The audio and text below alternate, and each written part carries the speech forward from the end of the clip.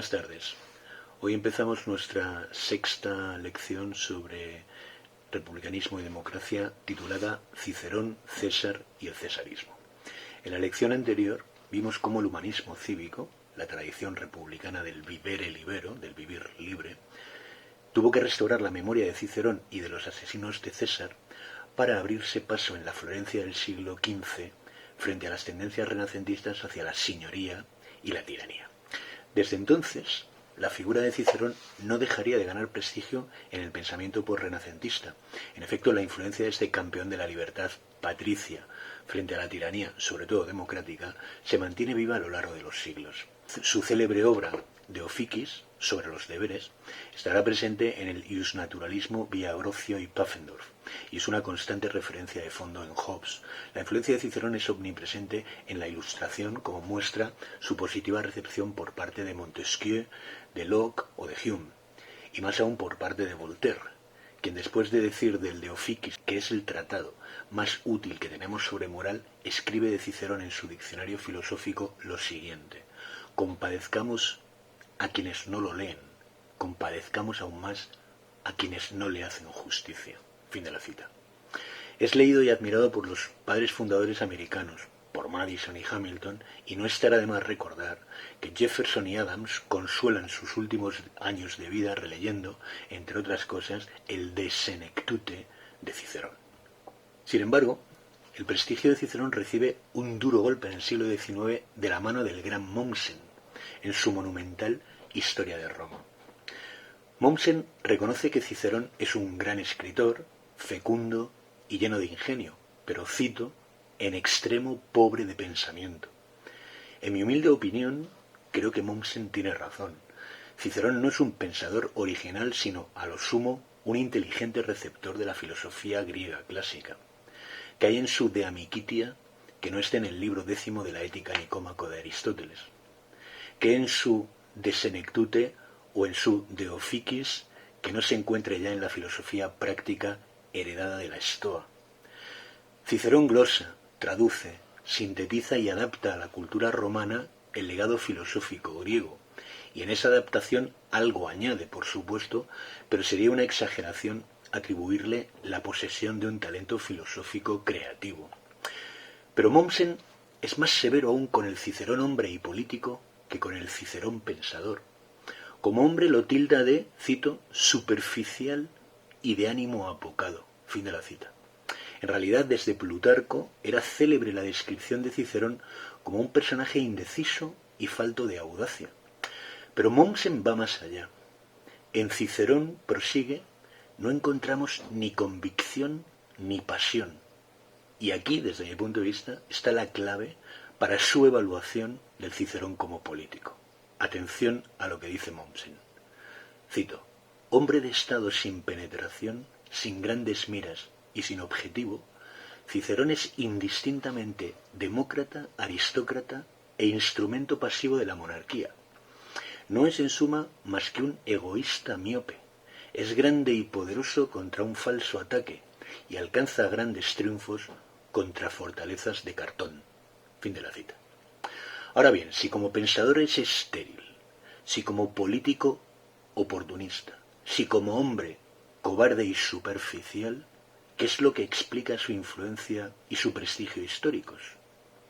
La clave para Mommsen está en su calidad como escritor, como estilista de la lengua latina. Cito de nuevo a Mommsen. La crítica, libre de toda suerte de prevenciones, bien pronto ha derribado a Cicerón de su pedestal. Mas el ciceronianismo es un problema del cual no se sabría, propiamente hablando, dar la solución. Se la encuentra tan solo cuando se penetra en el gran secreto de la naturaleza humana, teniendo en cuenta la lengua y la influencia de ésta sobre el espíritu. En el momento mismo en que se acerca la muerte del latín como idioma popular, aparece un estilista delicado y hábil que recoge y resume esta noble lengua y la conserva en sus numerosos escritos, y al punto de este imperfecto vaso trasciende algo del poderoso perfume de la lengua, algo de la piedad que ella evoca. Fin de la cita. El desprecio global de Mommsen por Cicerón es la otra cara de la moneda de su abierta admiración por César. En su obra, Cicerón y César son dos vasos comunicantes. Lo que gana uno, lo pierde el otro. Aunque en ambos casos Mommsen exagera, resulta difícil no estar de acuerdo con él en lo esencial. De igual manera que resulta admirable la prosa y la oratoria de Cicerón, ya que son excelsas, lo cortés no quita lo valiente, es casi imposible no admirar a César. Su templanza, su seguridad, su determinación, su capacidad de resistencia. Es difícil no admirar al escritor de los comentarios a la Guerra de las Galias, su estilo terso, económico, preciso. ¿Cómo no admirar su capacidad casi científica de observación y análisis, como en el libro sexto de los comentarios, en el que describe maravillosamente las costumbres de galos y germanos? Como general, por su audacia, por su rapidez de movimientos, por su inteligencia táctica, por su cercanía a la tropa, tiene toda la admiración de otro de los grandes generales de la historia, Napoleón, quien estudia y glosa, alguna vez críticamente, la Guerra de las Galias. En lo político, ambicionaba un gran proyecto integrador de reconstrucción nacional tras la Guerra Civil, un proyecto que solo su asesinato truncó. Se entiende que Plutarco escribiera que el asesinato de César no agradó a los dioses. Finalmente, en lo que respecta a su personalidad, a su carácter, es mítica la clemencia y la magnanimidad de César. El propio Cicerón se lo reconoce en la memorable sesión del Senado en julio del 46, solo 3 años después de que César se decidiera a cruzar el Rubicón e iniciar la guerra civil. Merece la pena recordar este momento. César preside el Senado ya como cónsul vitalicio.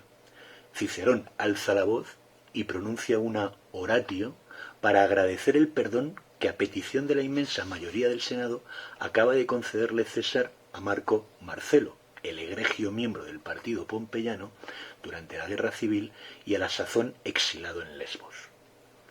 El Promarcelo de Cicerón es una pieza maestra de oratoria en la que el célebre orador, hasta muy poco antes tibio e indeciso pompeyano, se rinde a César y exalta su grandeza, no solo la militar, sino sobre todo la grandeza de un alma que en la cima de su victoria es capaz de vencerse a sí misma, dominar toda tentación de venganza y mostrar generosa clemencia para con sus otrora enemigos, restableciendo y aun acrecentando su antigua dignidad. Un rasgo de magnanimidad y autodominio para Cicerón solo al alcance de los dioses. Escribe Cicerón, cito: «Al hombre que se vence a sí mismo, que refrena su cólera, que con el vencido es moderado, y al enemigo caído ilustre por su cuna, ingenio o valor, no sólo le ayuda a alzarse, sino que acrecienta su antigua dignidad. A ese hombre no creo que haya que compararlo con los más grandes héroes, creo que debemos equipararlo a los propios dioses». Es pues fácil entender la fascinación que César ha producido en la historia, cuando sus propios enemigos, aun los que le dieron muerte, lo admiraban. El mismo Voltaire, pese a su entusiasmo por Cicerón, rescata a César como modelo de despotismo ilustrado en su La muerte de César, una tragedia desgraciadamente olvidada. Marx, severo crítico del bonapartismo, admira a César, por cierto, a través de Mommsen, como también lo admirará Togliatti. Pero Gramsci tenía razón, hay un cesarismo progresivo y otro regresivo. Así, a la admiración de un liberal como Mommsen o de un revolucionario como Marx hay que añadir la que le han profesado desde siempre los príncipes, los monarcas, los autócratas. Basten los ejemplos siguientes. Carlos V envió a Francia una comisión científica con el objetivo de estudiar la topografía de las campañas gálicas, de la que nació una exquisita publicación de 1575 con cerca de 40 mapas. Su contemporáneo, el sultán Solimán II, impulsó una traducción al turco de los comentarios que leía cotidianamente. Luis XIV ordenó la preparación de una suntuosa edición ilustrada en 1651. De Napoleón I ya hemos hablado, pero no olvidemos que su sucesor en el Segundo Imperio, Luis Napoleón, llegó incluso a escribir él mismo y a publicar en 1866 una voluminosa Historia de Julio César. Terminemos este rápido recorrido por los admiradores de César con el propio Mussolini, quien en 1932, en sus célebres colloqui con Emil Ludwig, llega a decir que, cito, César después de Cristo es la más grande figura que jamás haya vivido. Bien, hemos visto cómo Cicerón, al igual que los asesinos de César, recordemos la lección anterior, es una indiscutible referencia de la tradición republicana, y cómo según se eclipsa la admiración por el gran orador, como en el caso de Mommsen, crece la admiración por César. También hemos anticipado que el cesarismo, según el análisis de Gramsci, se divide en un cesarismo progresivo, como el de Napoleón I, y otro regresivo, como lo sería el de Napoleón III, y a juzgar por su entusiástica recepción de César, el del fascismo italiano. Pero, ¿qué es propiamente el cesarismo? Bien, para responder a esta difícil cuestión, conviene separar dos planos del análisis, el jurídico constitucional y el político substantivo. Si no separamos estos dos planos, no vamos a entender lo que verdaderamente significó César, ni podremos diferenciar y valorar los tipos de cesarismo. Pues bien, en el plano jurídico constitucional, César fue un usurpador. Tras vencer al bando pompeyano en la guerra civil, se autoproclama dictador perpetuo, lo cual rompe por completo con la Constitución republicana y le plantea desde el inicio a César un problema de legitimidad. La dictadura, como se sabe, era una institución republicana para casos de emergencia y tenía un límite máximo de 6 meses. Así, por más que César rechazara la corona que en las Lupercales le ofrece Marco Antonio, está estableciendo en palabras de Cicerón un regnum, una suerte de monarquía. En esta medida, como poder usurpado, la herencia del cesarismo es propiamente el bonapartismo, que llega al poder mediante un golpe de Estado, mediante un 18 de Brumario. En realidad, desde el punto de vista jurídico-constitucional, el llamado cesarismo democrático sería más bien herencia no tanto de César como de su sucesor Octavio Augusto. Octavio, en efecto, instaura el principado y logra lo que parecía imposible, una autocracia militar de facto bajo la apariencia de una restauración republicana. El princeps, frente al dictador perpetuo, es una especie de primus inter pares, una figura que encaja, al menos formalmente, en el formato constitucional de la República. Autócratas de todo signo han sabido legitimar su poder en las urnas, sobre todo desde que Napoleón III utilizara por primera vez el plebiscito como herramienta para la consolidación de un poder, en su caso usurpado. Tirando de ese hilo, Max Weber convierte el cesarismo no tanto en un tipo de régimen como en una dimensión de la moderna democracia de masas, siendo precisamente el plebiscito su signo de identidad. En resumen, y desde un punto de vista jurídico-constitucional, tendríamos una doble herencia del cesarismo. La atribuible directamente a César, el bonapartismo, una forma de autocracia basada en la usurpación, aunque legitimable a posteriori plebiscitariamente, y el cesarismo democrático, herencia en rigor más de Octavio que de César, consistente en el hiperliderazgo principesco y el poder personal adquirido a través de las urnas o legitimado democrático plebiscitariamente, pero sin usurpación. Ahora bien, si seguimos la línea de Max Weber, el cesarismo sería también una tendencia autoritaria de la propia democracia, que no solo se observa en los sistemas representativos, sino también en las formaciones políticas. Por poner dos ejemplos cercanos y actuales, hoy en día esa tendencia autoritaria se observa muy claramente tanto en el PSOE, un partido centenario, como en nuevos partidos, cuales Podemos. En este último caso, el hiperliderazgo de Pablo Iglesias ha ido de la mano tanto de la eliminación de toda contestación y contrapeso internos, mediante una serie de purgas, como del abundante uso de consultas internas plebiscitarias. Es un caso puro de cesarismo democrático sin usurpación, en una formación política.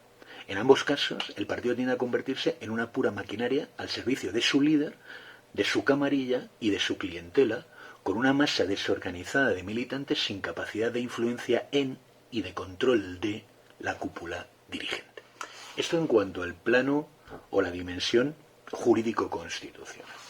El otro plano del cesarismo, como decía, es el político substantivo. Y aquí Julio César mostró una originalidad, una grandeza, una altura de miras que yo creo que no se ha vuelto a dar en la historia. En efecto, no solo buscó la integración de la antigua facción senatorial en el gobierno y el Estado, sus antiguos enemigos, evitando la polarización, sino que lo hizo de forma no represiva y con una política cultural, como explica Canfora en su maravillosa biografía de César, basada en la libertad y el pluralismo. César no se cansó de repetirlo mucho antes de cruzar el Rubicón: no seré un nuevo Sila, con lo que quería decir que nunca recurriría a la represión sistemática del enemigo. Con un poder dictatorial usurpado, César, sin embargo, pretendió nada más y nada menos que superar la dialéctica amigo-enemigo que ha solido acompañar a todo poder dictatorial y buscar la reconciliación. A la vez, siendo jefe del Partido Popular, César tampoco quiso imitar a Catilina y así, de forma decisiva, no condonó las deudas, sino que optó por su reestructuración y proyectó una reforma agraria, pero con más prudencia que Tiberio Graco, garantizando la seguridad jurídica sobre las propiedades existentes. Así, entre Sila, Catilina y los Graco, el proyecto político que César quiso ejecutar era mucho más republicano de lo que por supuesto lo era la corrupta república oligárquica que él terminó venciendo militarmente. Por el contrario, Octavio, su sucesor, no usurpó el poder, pero tampoco practicó ni la clemencia cesariana con sus enemigos, ni buscó la integración de los vencidos, por más que desplegara una inteligente política de Estado imperial. Baste recordar la distinta relación de ambos con Cicerón. Julio César lo abraza y perdona tras la derrota del partido pompeyano en Farsalia, mientras Octavio, considerándolo su amigo, lo entrega a Marco Antonio a sabiendas de que sería asesinado, como así ocurrió. Desde el punto de vista político substantivo, el cesarismo no ha imitado a César, tal vez con la excepción del propio Napoleón I. Antes, al contrario, ha seguido una política inspirada en el espíritu de facción, polarizante, basada en la eliminación siquiera simbólica, aunque tan a menudo física, del enemigo. Por eso es tan difícil juzgar el cesarismo. César fue un autócrata, un usurpador, que sin embargo llevó a cabo una política que cabría calificar de republicana, buscando la integración y el acuerdo, el equilibrio y la síntesis, sin represión y con una política cultural liberal. Sin embargo, los césares que lo siguieron o bien lo imitaron en la usurpatio, o bien, más en la línea de Octavio, supieron encontrar la vía democrática hacia la autocracia o usaron el mecanismo del plebiscito para su propia legitimación, pero ni unos ni otros lo imitaron en su liberalidad, en su voluntad integradora, en su búsqueda de equilibrios políticos y sociales, en su intento de superación de la dialéctica amigo-enemigo, en su búsqueda de la reconciliación. Hay sin duda momentos de crisis política y constitucional que reclaman la presencia de un hombre fuerte. Hay situaciones de polarización autodestructiva que incluso, como analiza Gramsci, lo hacen necesario. El problema es que ese remedio suele ser peor que la enfermedad, porque no hay ninguna garantía, ni política ni constitucional, de que el César, por democrático que sea, por progresivo que sea, por necesario que sea, no termine siendo arrastrado por la lógica del poder autocrático hacia la arbitrariedad y el despotismo. Tampoco hay garantía alguna de que, llegados a este punto, el cesarismo despliegue ni prudencia, ni sabiduría, ni racionalidad políticas. La experiencia histórica del cesarismo, del progresivo y del regresivo, es de hecho inquietante. Si miramos a la línea regresiva del cesarismo, que acaba en el fascismo, poco hay que añadir a esto: guerra y barbarie. Pero tampoco su vertiente democrática y progresiva ha corrido una gran suerte. Pensemos, por ejemplo, en el caudillismo populista latinoamericano. Pensemos en la huella del peronismo, o peor aún, en el caso del chavismo todavía en el poder. El chavismo, a mi entender, es lo peor que le ha podido ocurrir a Venezuela. Una deprimente mezcla de arbitrariedad, inepcia, despilfarro, corrupción, opacidad, clientelismo y chabacanería difícil de encontrar en el registro histórico. Tanto que el chavismo parece el fatal instrumento de un destino perverso predicho tiempo atrás por uno de los grandes ministros del país andino, Pérez Alfonso, quien dijo aquello de que, cito, el petróleo será nuestra ruina. Fin de la cita. El liderazgo es fundamental también en las democracias, no lo vamos a negar. Una democracia sin grandes líderes seguramente caerá presa, como bien temía Max Weber, de la alta burocracia del Estado, pero sin controles democráticos sobre el líder, sin contrapesos y sin contestación a su libertad de acción, no sólo se autosacrifica la sociedad civil, ya sea dentro de un partido, ya dentro de la propia sociedad, sino que lo hace en beneficio de un poder personal, el cual, volviéndose cesarista, acabará muy probablemente convirtiéndose en una amenaza para la propia sociedad y para el mismo Estado. Concluyo esta lección con el siguiente cuadro del cesarismo que creo puede ser de utilidad. Como veis, el cuadro tiene dos ejes, el jurídico constitucional de la autocracia y el político substantivo de la cultura política y la política cultural, que son los dos ejes en los que me he venido moviendo para desarrollar esta lección. Pues bien, en el cuadro podéis observar, podéis apreciar muy claramente la distancia que existe de ubicación entre César, el César histórico, y el cesarismo. Os dejo también una bibliografía sucinta por si queréis profundizar en este tema. Hasta aquí mi sexta lección sobre republicanismo y democracia. Os mando un saludo y hasta la próxima. Muchas gracias.